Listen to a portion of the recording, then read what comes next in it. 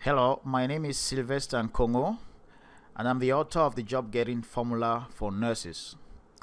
I want to present to you the most common and hard to notice resume mistakes that most people make. This is a very interesting presentation, as you realize. So I want you to stay with me for the next 5 minutes or so.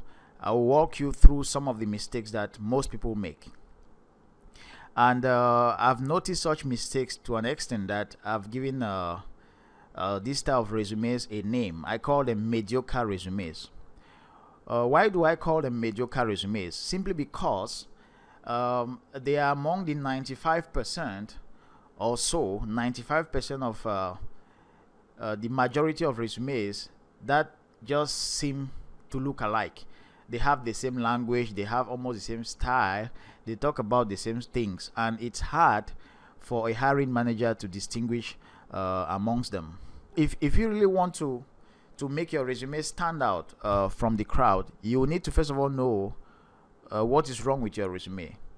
I find it very interesting when I talk to people. I look at so many resumes, and when I talk to somebody that their resume is a mediocre one, they seem to get annoyed, and they seem to ask me to explain why. So that's one of the reasons I'm doing this video, because I just really want to show you some of the hard to notice flaws found in most resumes, and maybe in your resume you might have this type of flaws. So let's take a look. Okay, so here is one resume from one of my students. This is her resume before we ever worked together.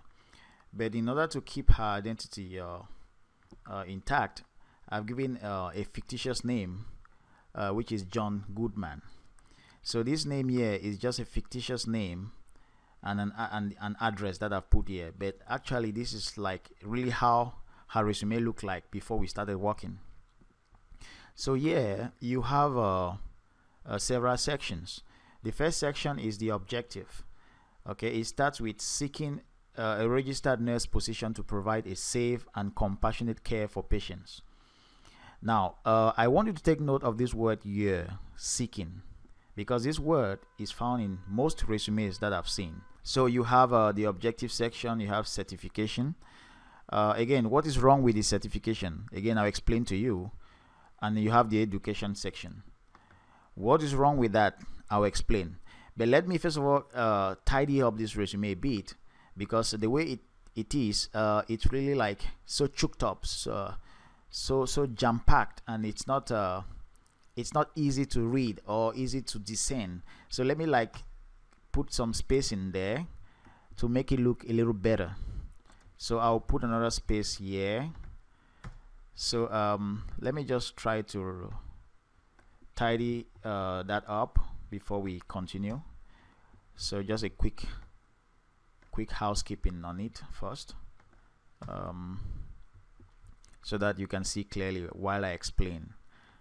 Yeah, there's another one here. Let me just put some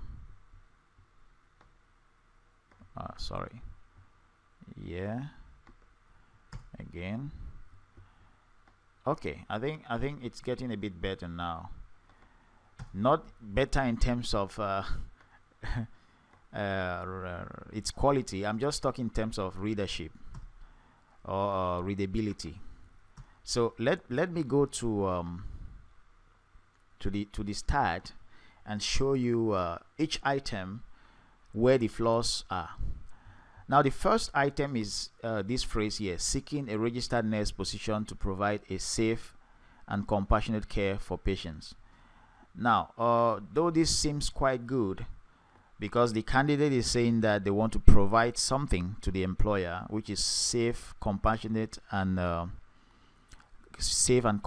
care. That's a good idea, because from what I've realized, as you see in another resume, most people don't talk about what they will offer the employer. They just talk about themselves. I'll come to that later on. But what I want to point out here is this word seeking. Now, in when you're marketing yourself, you want to like present yourself in a completely different way from what the masses are doing. So whenever you say seeking a registered nurse position, it's like it's a stale script that has been recopied several times. It's like it's a statement that doesn't carry a lot of conviction. Somebody reading that and has seen that in several other resumes will think that you're just like saying something off the wall, something that you are not really sure about. So I want to point out that if you want to say something, try to be personal, try to be unique, try to say it like you're saying it from your heart. Don't just say it as if you just copied it from somewhere and you're putting it there. So the word seeking is not a good word because it has been used a lot.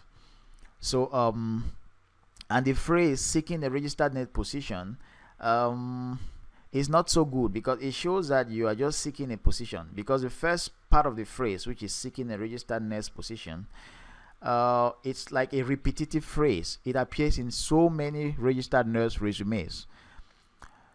But as I said, this one is even better because at the end, which is the second part, which is this part here, the second part here says to provide a safe and compassionate care. Well, that's a little bit better. But when we come to how this resume can be transformed, and I'll also show you other resumes that have been really transformed to what I call the VIP reserved interview getting resume. But we'll talk about that in a different lesson. Today, I just want to show you some of the flaws. Now, the second flaw here is this certification here. So the person put certification, RN license number, California Board of Registered Nursing. Now, all of this is not very important, especially at the start of a resume, because every employer expects that at least the minimum thing you should have is an RN license, at least, and then with your BLS and ACLS. Those are minimum things. So you don't need to put them at the start of your resume. You need to put them maybe at the end. So that's another flaw. Now another flaw, as you can tell, is education. This is not where you have to put your education. Your education has to come down somewhere below. What you need to put up here is those things that will really separate you from the crowd, those things that the hiring managers are looking for. Now, they are not looking to check whether you have an RN license. That should come last, and that will always come last in their checklist. Now, the next part, which is a bit very, very tricky, is this part here called skills. Now, when it comes to skills, a lot of people get it a bit wrong. They try to look at skills as a series of words that you can put together to say something about you. Now, let us just take these examples here. So this person says skills, customer service abilities, including effective listening and excellent computer skills. That sounds interesting, right? But I can tell you that there are many other candidates who write something like customer service abilities or good customer service skills or effective listening skills. So there's a very likelihood that somebody will say, I have effective listening and excellent computer skills. So my question for you is, if you were a hiring manager and you have 2 resumes in front of you, or let me say 100 resumes in front of you, and one says I have effective listening skills, another one says I have excellent listening skills, another one says I have very good listening skills. Now, how would you separate them? Difficult, right? Extremely difficult. Now let's take this other bullet point here. This second one. It says critical thinking skills, decisive judgment, and ability to work with minimal supervision in a fast-paced environment. That's another one. Again, many people will say they have critical thinking skills, right? Many people will say that. Now, it is not really about saying it. It's really about how can you prove it? Because when you want to sell yourself, or when you are competing for a job, every single bit of information that helps to separate you from your competitors is very important. So if you put critical thinking skills and another person puts critical thinking skills, there is no way to separate you from that person. If you put decisive judgment, which is the second statement here, decisive judgment, another person puts decisive judgment, how can you explain that? How can you prove that? It just seems like it's a bunch of words put together. There is no proof. In other words, what I'm saying is, can't you say something different that shows that you have critical thinking skills? Let me take, for example, can't you point out a real job situation, or a situation, not even if you're not working, even if you are a new grad, can you point out a situation where you were doing like your clinicals, that you had a situation that you had to think through it in a critical manner? Like, put it like something happened, you took this type of thinking process, and in the course of describing that, the reader will see that this is critical thinking in action. So can you relate a situation that really occurred that proves that you have critical thinking skills, or you have decisive judgment? So as I will show you, you need to master what I call storytelling in order to show proof of skills. You need to know how to present your skills so that it's rather a proof than a bunch of words put together. So this is really like a bunch of words that anyone can put together to make a point, and a very weak point indeed. So I hope that's clear a bit, but I'll show you more examples as we get into the thing deeper. So let's take this other third point here. It says ability to maintain efficiency under high pressure circumstances. Ability to maintain efficiency under high pressure. Many people say they can work under high pressure. I've seen that in so many resumes. So it's not so different. I need proof. I need you to show me a situation where there was high pressure and you had to survive. Show me, tell me the story. Give me some phrases. Show me when it happened, why it happened, what went wrong, how you survived the situation. With that illustrative example, I will understand that you have you can work efficiently under high pressure circumstances. So that's what I'm really talking about. But I will show you details when I start showing you what I call the VIP Reserve Interview Getting Resume. In our subsequent video lessons, you will understand why this is very important, and why trying to separate yourself from this type of standard resume will help you a lot. Now the next one is flexible and enthusiastic, and utilizes resources effectively and judiciously. How can you prove that? Again, the issue here is proof. If you cannot tell me a situation where you were flexible, how can I know you are flexible? Any jack can come up and say, I'm very flexible, I'm enthusiastic, but it is hard to prove it. And you know what? In this type of circumstances, when I'm looking at resumes, or when any hiring manager is looking at the resume, they are looking for proof. Without proof, you are not communicating. Nobody can be trusted in this world of ours. So I can't just see a bunch of words put together and I start trusting you. There should be some specifics that shows that this thing really occurred in the real world. It should sound in a way that it shows that it occurred. There should be examples, there should be stories, there should be incidents. Okay, so that's what I'm trying to communicate here. I hope you are getting the idea. So okay, now we are about to get into the most important part, which is the part of professional experience. This is one of the most important areas of any resume, especially if you have some experience. But it's really funny how many people miss this part. before you can be successful, especially in this really competitive job market today, to distinguish yourself with this path, you need to understand the real meaning of experience. How do you demonstrate experience? Now, there are several ways to demonstrate experience, and that's what I want to show you here. Experience brings several things.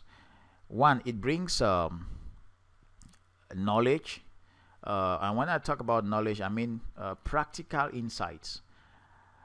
Experience comes with lessons. Now, they can be bitter lessons, they can be sweet lessons, but experience comes with lessons. Experience comes after some mistakes have been made, and then we learn lessons, and then we now benefit from those lessons to do a good job. Experience comes with accomplishments, achievements. I mean, there are lots of things that experience comes with, but these are the key ones. As I said, it comes with lessons, it comes with accomplishments, and it comes with results. How would you prove that you have experience?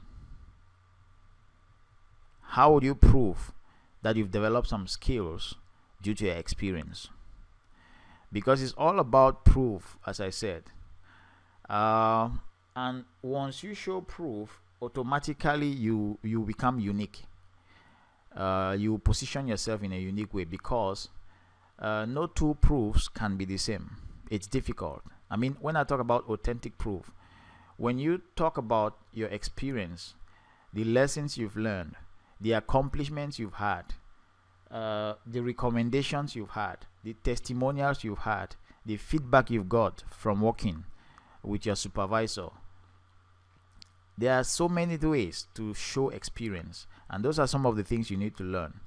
But if I show you with this particular resume that none of those things have been portrayed here, then you start to see why I say this particular resume is a mediocre resume.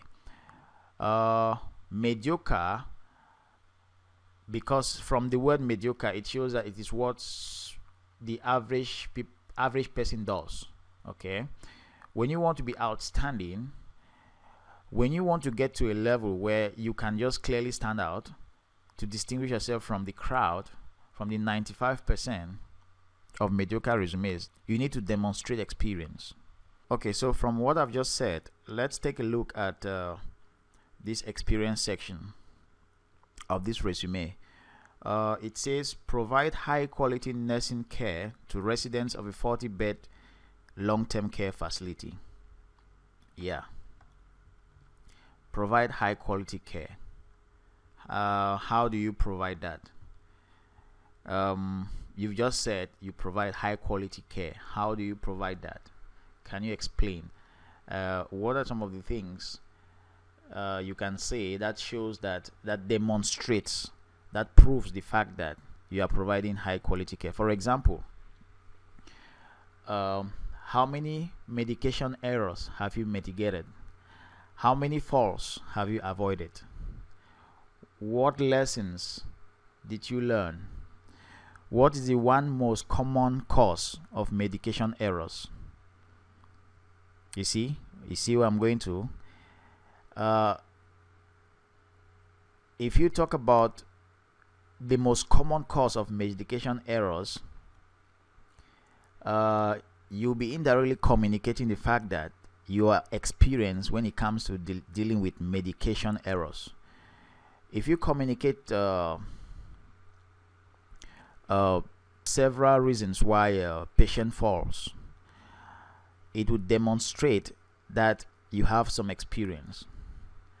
If you talk about a situation where a supervisor gave a positive comment about you because something happened, you took action, and it was good action, then you've demonstrated experience. If you talk about an accomplishment, for example, that you learn a bitter lessons from a medication error you made, and was corrected by a senior nurse, and from that time you've never made any medication error in 6 months or in the past 6 months. It shows that you've learned from your experience. It demonstrates experience. Again, it's a very tricky thing to do, but you need to be good at it in order to make yourself stand out from the crowd. So those are some of the things I'm talking about when it comes to demonstrating experience.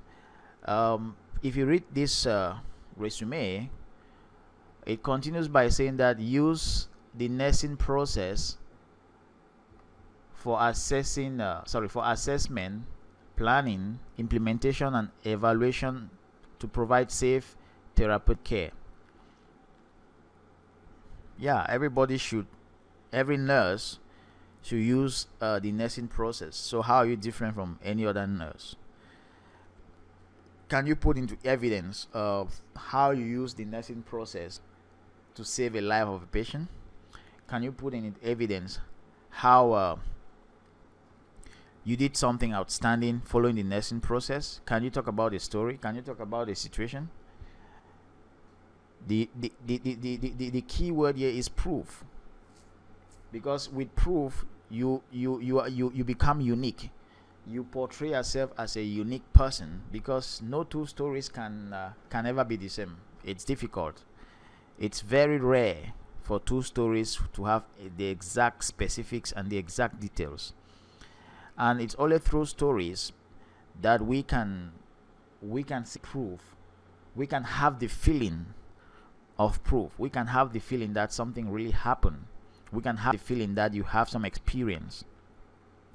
So in my subsequent videos, I will show you how to demonstrate experience. I will show you why I have been able to develop a certain type of resumes that are really reserved. I call them the VIP reserved interview getting resumes. Resumes that get interviews like crazy because of the way they are being done, because of the way they stand out from the crowd, because of the way they pull the hiring manager into reading every bit of it and fascinates them.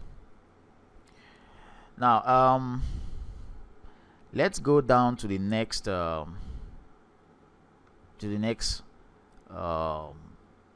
point in the experience section. Now I'll continue to do some housekeeping on this resume. So now this next point says work with mentally ill clients in a 78-bed mental health rehabilitation center. Yeah, and so what? The question is, and so what? If you work with mentally ill patients in a 78-bed mental health rehabilitation center, and so what? Were you just going there and standing there? What were you doing there? That shows that you are different from another nurse who works in another mental health rehabilitation center. What shows that you're different? Again, those are generics, and you can't sell yourself with generics. People buy things that are special. People hire candidates that are special. People hire candidates that can convince them that they have learned certain things from their experience, and from those lessons they can deliver quality healthcare services. So that's what I'm talking about. It's all about showing proof. It's all about convincing. It's all about making believe. How do you make somebody to believe that what you're saying is true? It's a whole science of its own. Dan Kennedy and another author wrote a book called Make Believe. It's all about how to make people believe. If you don't know this type of knowledge, you wouldn't be able to influence people. You wouldn't be able to influence hiring managers to call you for interviews. You wouldn't be able to persuade them to invite you for interviews. But if you can understand how to make people believe, how to influence people, how to persuade people, then you can have as many interviews as you want. And those are some of the skills I'll be showing you in my subsequent videos and in the rest of my job getting formula course. So in this first series of videos, the focus is on resume mistakes. So this is the first resume in the series.